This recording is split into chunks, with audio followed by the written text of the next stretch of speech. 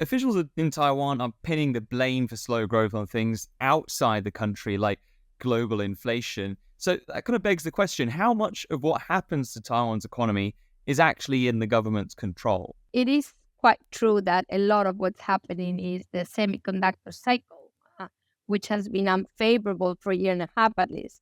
But there's also this idea that I think Taiwan needs to find new sectors, not only the semiconductor sector. So if they had diversified the economy before, they wouldn't need to blame the external environment. In other words, Has the government done enough to diversify?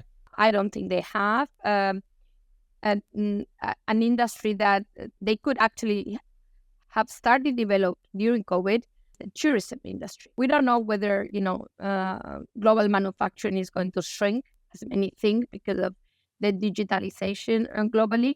So what about services? What about tourism? What about digital services as well? Not only hardware. So I think these are things that Taiwan has to start thinking about.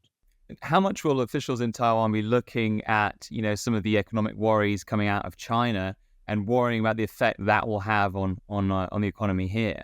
So, well, we know China is going to continue to decelerate slightly. But of course, it affects Taiwan because Taiwan is still so dependent on exports into the mainland. Because we know this is structural, that China will continue to slow down. I think Taiwan needs to find other sources of growth in the southbound strategy, kind of rethink it, foster it further. India, I think all of these high growth places in the surroundings of Taiwan should be the aim of their trade policy.